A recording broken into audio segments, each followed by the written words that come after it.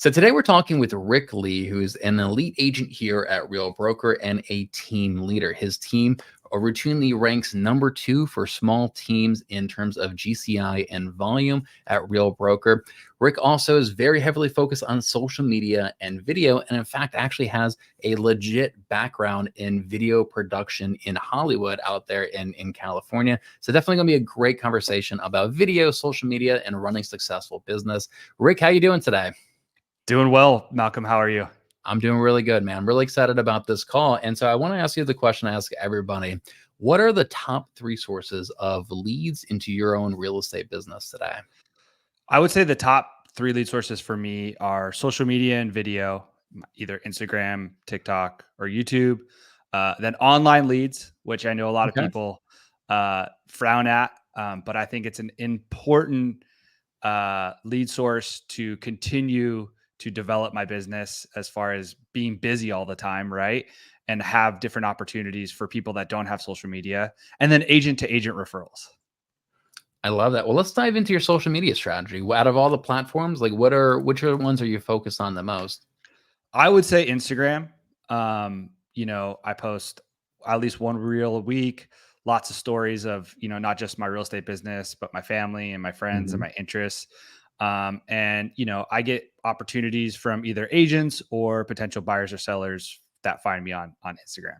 I love that. And do you think that is Instagram reaching a new audience for you? Like, are people discovering you from your Instagram content, or is it more sphere of influence, past clients, that sort of audience? Yes and no, right? Do I get random followers all the time? Yes. Have I converted them for listings and represent them as a buyer's agent? Yes. But where I use Instagram is if I meet someone at an open house or I go out to a social event, I always ask someone, "Can I follow you on Instagram?" I don't say follow me. I think that's a bad approach because kind of sounds a little cocky, right? But I always try to find and I like connect that.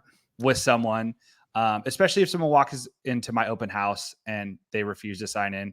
I try to build rapport with them, have good conversation. And then at the end, I usually ask them, "Are you on Instagram?" And I connect with them. And so they're kind of in my funnel.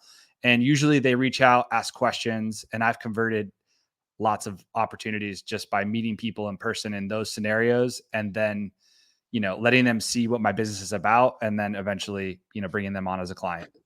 I love that. Yeah, my conversation with Ed Stulak, he talked about how Instagram is a new digital business card. And if I could meet somebody and I could choose between getting them to follow me on Instagram, where I get to stay in front of them for months and years and build a relationship with them, or hand them a business card that they're going to lose or throw away, like, yeah, get them to follow you on Instagram. That is so much more valuable in that. And so what is your strategy? What's your like content strategy, I guess, on there? You said you post a lot of stuff about your personal stuff about your family. What type of videos are you posting on there around real estate? Around real estate, just basically local content, what's happening in Long Beach or Orange County. I review a lot of like articles and make them short form kind of updates based on like Airbnb or the market. And it seems like it really attracts the clients that I want to work with, right? Local real estate, people that are looking to buy or sell in the area. So that works. And then obviously listing videos, right? I've gotten, lots of leads from people seeing my listing videos on Instagram and reached out, either came to the open house or, I eventually worked with them as, a buyer's agent.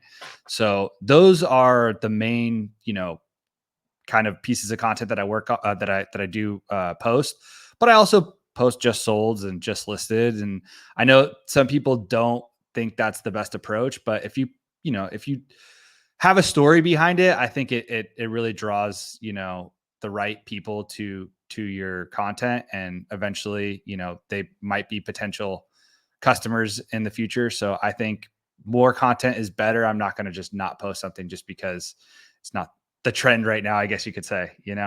Okay, I wondered that before. So you think the more content, the better, even if it's okay content, like it does okay content, does it not really hurt your your account as much as it may on like other platforms? No, it's not like I'm just posting everything, Okay, right? yeah. Like I do post just listed, just sold. with, a great caption, I guess, just to kind of tell the story of, Hmm. how we closed, or instead of just sold this, right? It's just, kind of giving a potential client an inside look of what it's like to work with me, you know. I think that's really important.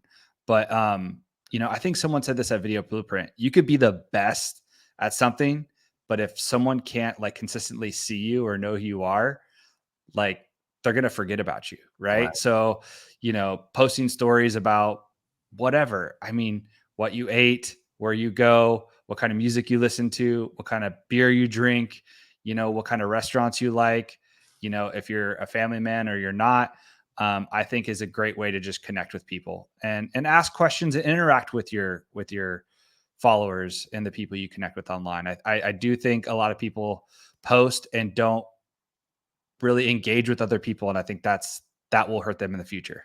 Okay. And how do you engage on Instagram? Do you have a system for that? Do you message people in the DMs? Do you comment on all their comments?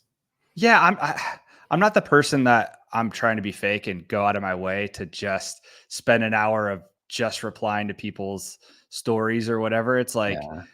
if I'm interested in someone's life, I'm gonna comment, right? Like, oh, I love that restaurant. What did you get? If they're posting, where they went to eat, or, a beach here locally. Oh, how are the waves? Just asking questions and, genuinely be interested in what they're posting, not just like, hey, that's great. Oh, that's awesome. Right. Like, people could see through that. Yeah, yeah, absolutely. Well, that's good, man. So I'm coming from the world of YouTube, and YouTube, like call to actions at the end of the video are pretty important, right? In order to generate leads. But what's interesting is that all the other platforms, they have a messaging function built into it versus YouTube doesn't. And I kind of feel like call to action is a little bit different on Instagram compared to YouTube. When you create content, do you have some sort of call to action in there? Do you tell people to DM you, or do you just kind of assume that they already know how that works and that they should DM you? Yeah. I mean, I don't think, asking someone to DM you, I feel like it's too salesy, right? Hmm. Like, I want to build trust, I want to build connection, and I want someone to realize they either do want to work with me or they don't. I don't want to try to force them, right? They either like me or they don't. And, I think we all know in real estate or in business, like you're not everybody's, Yeah. cup of tea, right? And that's okay. So if it takes 30 videos and a bunch of photos for me to really connect with someone and then them reach out, I'm okay with that.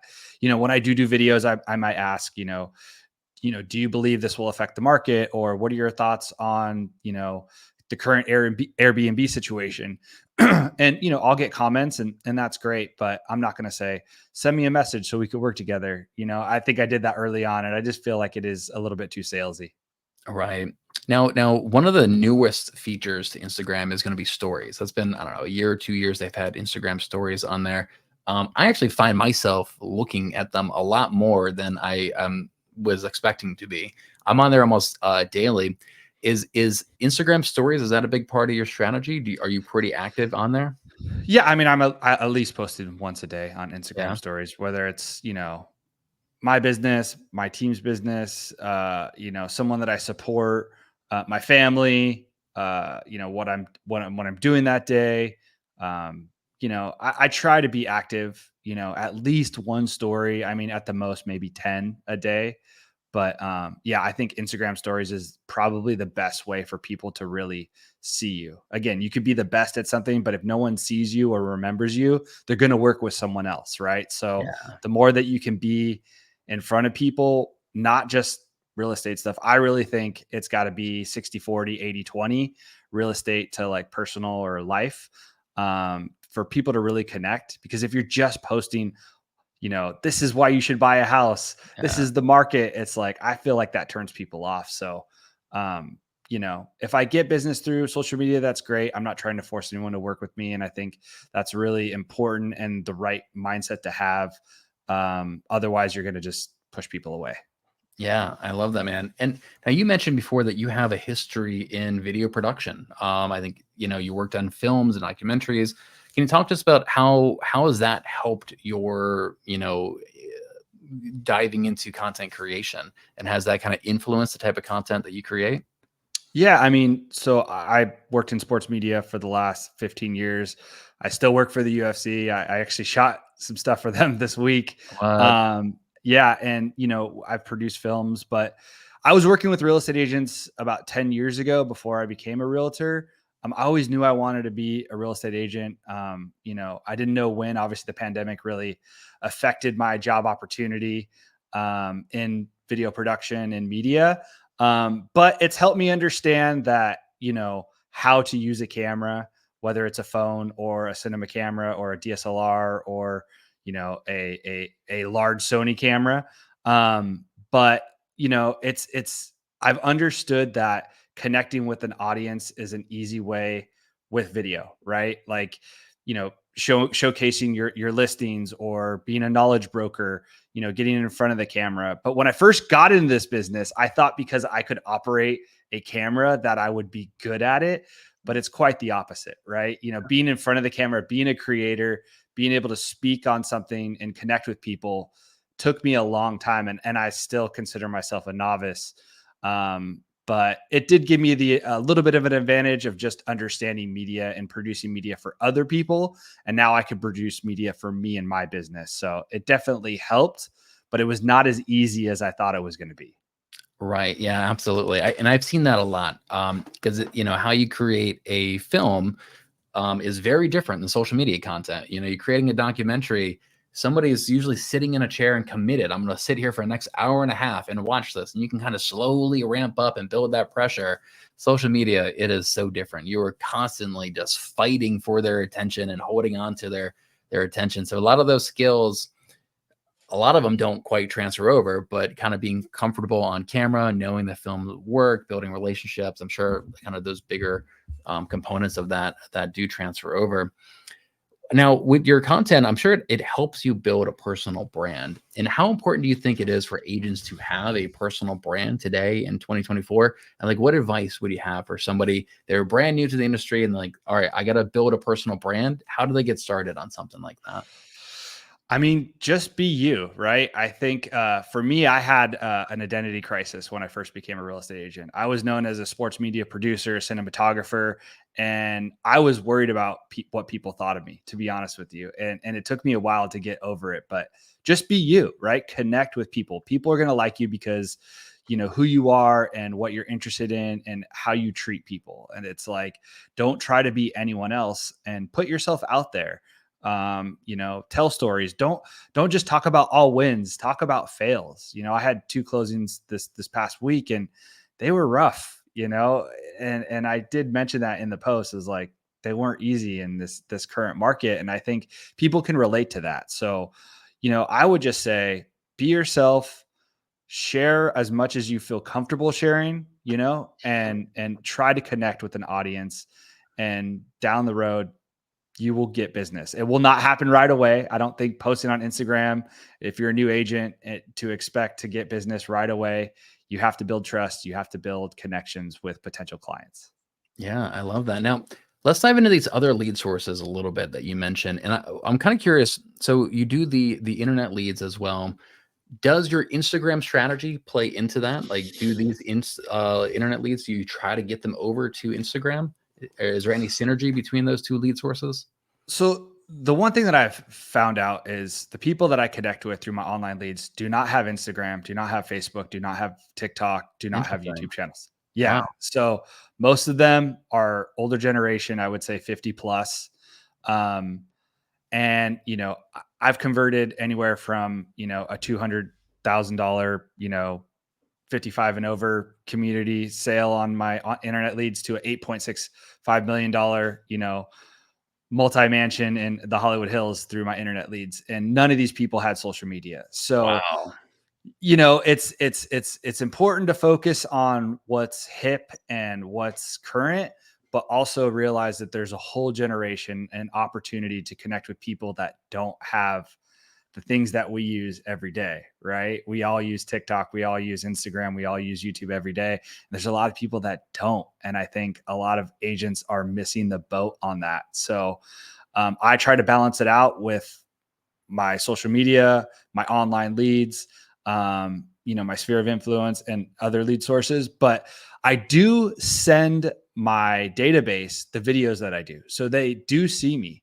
And I've realized that like I'm using the content that I'm already producing on social media, I'm sending it to my database and I'm building connection there because I'll talk to some people and they'll act like they know me because they've seen all the videos that I've been sending them, right? And they're just like kind of blown away that I'm actually calling them or connecting with them, which is weird, right? Like we're all just humans, but it's a good way to like use the content that you're already producing for social media to connect with people that don't have social media. Yeah, that's really interesting. I actually never really considered that it is a very different demographic of people. And so it kind of like drives home the fact that you can't reach everybody through social media. You can reach a lot of people, but there's going to be a huge segment of people that you can't reach through social media. So having a couple of different pillars of content is definitely important. Now you said Yeah. that you email your database, your Instagram content. And Yeah. one thing I've been focusing on the last year or so is email marketing. And it's funny saying that because it sounds so outdated. Email marketing has been around for 20 years, but your email list and your email marketing is almost a social media account, in a lot of ways. You have to send out emails very similar to posts that you would make on Facebook. You have to stay in front of them constantly. And that's something I'm still kind of exploring, trying to get comfortable with. What does your email marketing strategy look like? How do you reach out to your database through emails? Well, a lot of my databases I've connected with them either through open houses or they've registered on my site through social media or my paid ads that I've connected with them. So I send them properties, I send them market reports, but I try to send them an email, either a video or a market update, like more personalized one, at least every 10 days. But with Lofty that we get through Real Broker, I'm able to monitor people's activity. So if I see people active on my site, I'm sending them personal emails based on their activity on my site, whether they're interested in a certain neighborhood or a type of home. So a lot of it's mass email marketing to really like make sure that I'm touching everyone. And then it's more personalized. Hey, I saw that there's a new home in, Long Beach that you're interested, do you want a tour or, different techniques just to kind of connect with people. I think, just a simple email, like, if I don't see people active on the site is like, hey, I know that you're interested in a 4-bedroom, 3-bath in the city of Cypress. Are you still interested in these homes? Are you interested in seeing more properties? And usually people respond, yeah, we're not ready to buy, but like, please continue to send us more properties. So it's more of, it's a different strategy of like sending mass emails and then sending personalized emails based on activity on my site. Oh, very cool. Yeah. So it sounds like you're sending, once every 10 days, so 3 emails a month by default to stay in front of them. And then you're kind of sniping and sending specific emails to people. You see them actually engaging with the listings that you're sending them Correct. as Yeah. well. Yeah. People are saving properties on my site. People are, through Lofty, it'll say highly interested, right? I'll get alerts and it's just a signal to say, hey, you should probably reach out to this person. And I think people underutilize their CRM, and it's a tool that has helped me convert so many sales in my real estate business. I love that. Yes, I'm terrible when it comes to CRM and following up with people. Cool, man. And so what about agent referrals? What's your strategy with that? And is there much synergy with the agent referrals and your social media strategy? Um, it's going to real estate conferences, right? It's going to Really? Tom Ferry, it's going to the real events, it's going to local events and just connecting with other agents and bringing value. Like I remember the first Tom Ferry event I went to, I got to meet so many agents and really just connect with them in the sense of like either they're, been doing this for 15, 20 years or they're just started just like me. And you build these relationships. And I have numerous friends all over the US that are either my cheerleaders, my supporters. I give them referrals, they give me referrals, and it's helped my business tremendously because I mean, just this morning at 6 a.m. my time, I got a text message. Hey, do you work blah, blah, blah city? Yes. All right. I've got a listing referral for you, and it's a friend in San Diego. that I met through Real, right? So building relationships with other agents is so important. And I never realized that before I got in the business. I thought we were all just competing against each other. Yeah. Like, why am I supposed to like connect with other agents? Like, that doesn't, why? But it's helped my business so much in so many ways. Getting together and just talking about the stressors of being an agent and servicing our clients, but also just giving value is so important, and people appreciate it. I mean, me and you've had long talks on the phone, off camera. We've had long talks at conferences, and there's so many other agents that have helped my business, and they might not know it, but just the 20 minutes either in Mhm. person or on the phone has really just changed my career, and I'm very thankful for them. So I try to go out of my way to also give agent referrals, because I think it's one of the easiest ways to convert, right? If someone says, "Hey, I have a friend in California or Tennessee or Texas. I know, like, and trust this person. They've helped my clients before. If this potential client trusts you, they're going to trust them." And so I have a high conversion rate when I get agent to agent referrals. Only time they decide to go with someone else is they have a friend or a family member, right? And you can't convince someone when most of Right. the time in that situation, right? Can't win them all. Yep. Yep. I love that. And so what are you most looking forward to, or what are you most excited about today in 2024? Like, is it ChatGPT? Is it Instagram Reels? Is it stories, listing videos? Like, what's got you really excited in terms of like marketing in your business these days? I think it's the challenge of what's going on in the market, right? Mm, Locally, some markets are still thriving. Some markets are not. I'll list a house on Thursday, we'll be in escrow on Tuesday.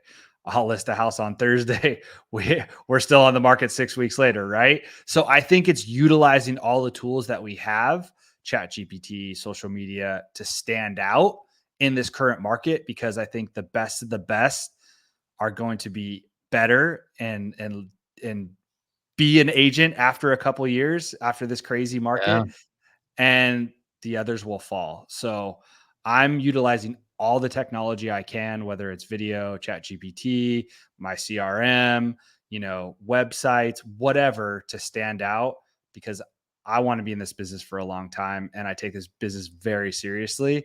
And if you're not changing and adapting, you're going to fail.